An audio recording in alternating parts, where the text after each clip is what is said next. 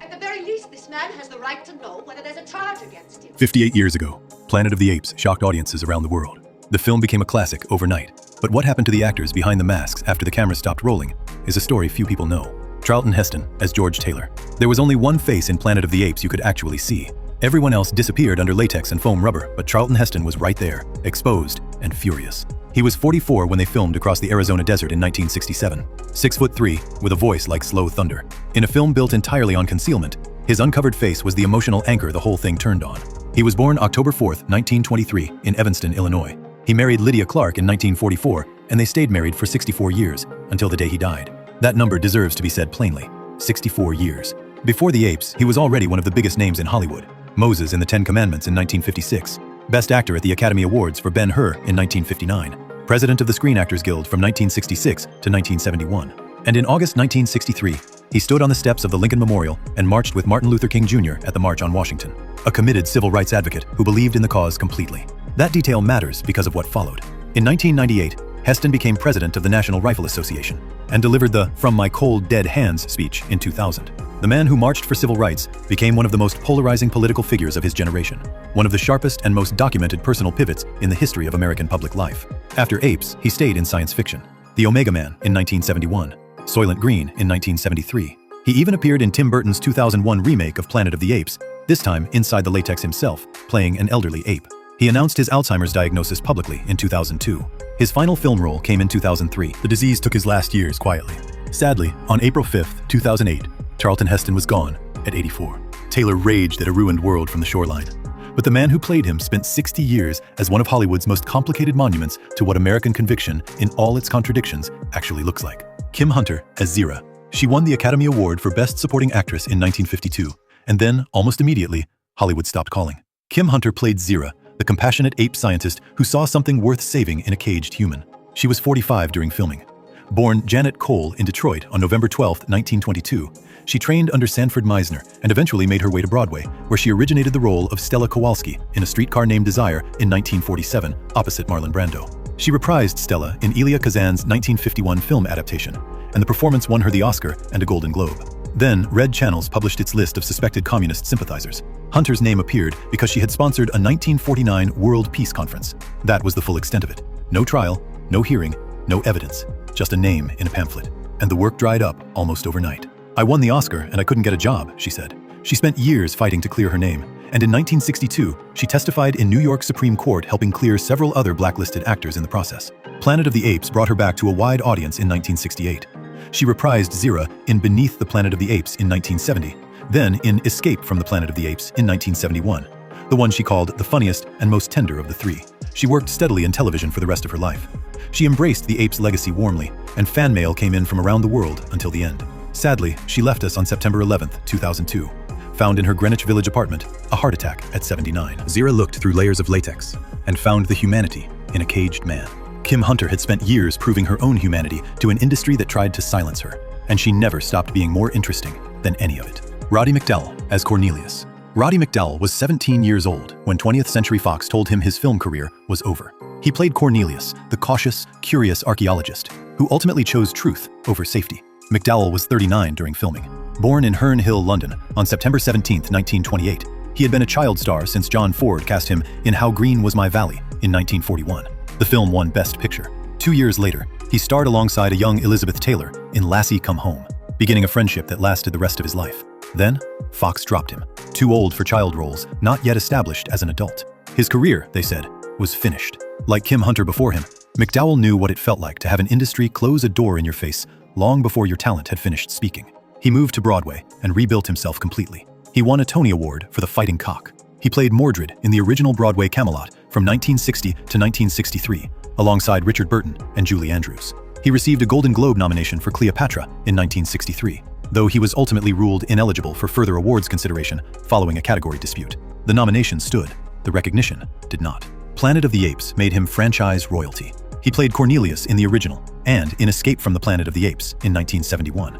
Then he played Caesar, Cornelius's own son, in Conquest in 1972 and Battle for the Planet of the Apes in 1973. He appeared as Galen in the TV series in 1974. Bedknobs and Broomsticks, The Poseidon Adventure, Fright Night, He voiced the Mad Hatter in Batman, the animated series. He was also an accomplished photographer across his life, publishing 5 coffee table books. He was giving interviews about his love for the Apes franchise 1 week before lung cancer took him on October 3, 1998. He was 70. Fox told him at 17 his career was finished. He spent the next 53 years proving them wrong, and the studio that wrote him off built the very franchise that kept his name alive. Maurice Evans as Dr. Zaius. Maurice Evans was 66 years old when he played Dr. Zaius, the oldest principal cast member by nearly a decade. That age showed up in the performance exactly the way it needed to. Dr. Zaius carried the full weight of a civilization's darkest secret, and Evans delivered it with the quiet gravity of a man who had spent 40 years commanding the greatest stages in the English-speaking world. He was born June 3, 1901, in Dorchester, England. He made his professional debut in 1926 and joined the Old Vic Company in 1934. By 1936, he was on Broadway, playing Romeo opposite Katharine Cornell. He went on to perform Hamlet 4 separate times on Broadway, a combined 283 performances. No one else in the American theater of that era came close. In 1941, he became an American citizen. When the United States entered the Second World War, Evans organized entertainment for the Army in the Central Pacific. He staged a version of Hamlet in modern military dress GI costumes, battlefield staging, and performed it in front of 60,000 troops across the Pacific Theater. 60,000 people saw Shakespeare because Evans decided they should. He won an Emmy Award for Hallmark Hall of Fame Macbeth in 1960. To a generation of American television viewers, though, he was best known as Maurice, the warm, dignified warlock father on Bewitched. He appeared in the show from 1966 to 1972, right alongside his Apes work. He reprised Dr. Zaius in Beneath the Planet of the Apes in 1970, then gradually returned to England. The 2011 reboot, Rise of the Planet of the Apes, named its most beloved ape character Maurice in his honor. Sadly, Maurice Evans passed away on March 12, 1989, at 87, from heart failure following a bronchial infection. Dr. Zaius defended a civilization built on a lie and called it wisdom. Maurice Evans spent 60 years defending civilization built on Shakespeare, and history has been considerably kinder to his version. Linda Harrison as Nova never speaks a single word in Planet of the Apes. Not once. No dialogue, no lines, no explanation of her inner life, just presence and eyes, and a kind of stillness that the camera kept returning to. Linda Harrison, who played her, was 22 during filming. Born July 26, 1945 in Berlin, Maryland, she won a local beauty title at 16 and made her way to New York modeling in the garment district before a talent agent spotted her at an international pageant in Long Beach. 20th Century Fox signed her to a grooming contract. She began dating studio head Richard D. Zanuck, and in 1966, 2 years before the film was released, she appeared in the original makeup test for Planet of the Apes, not as Nova, as Zira, opposite Charlton Heston and James Brolin. She played the character that eventually went to Kim Hunter, and was then cast as the silent one instead. She married Richard Zanuck in October 1969. They had 2 sons. They divorced in 1978, and she stepped away from acting, largely to raise her family.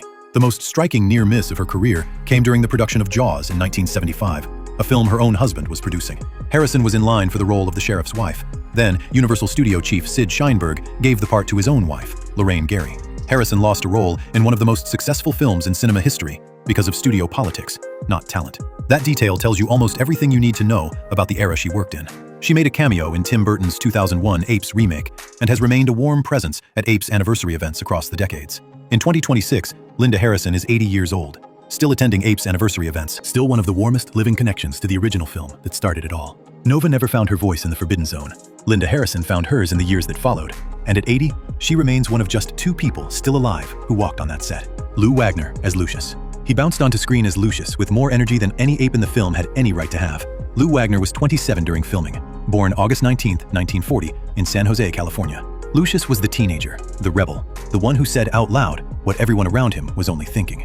Wagner played that defiance with complete conviction, doing it under 3 inches of latex. His own natural hair poofed and blended into the ape mask by the makeup department. He had moved to Los Angeles in his mid-20s to pursue acting. He trained at the Players Ring Theater and studied under Lee Strasberg.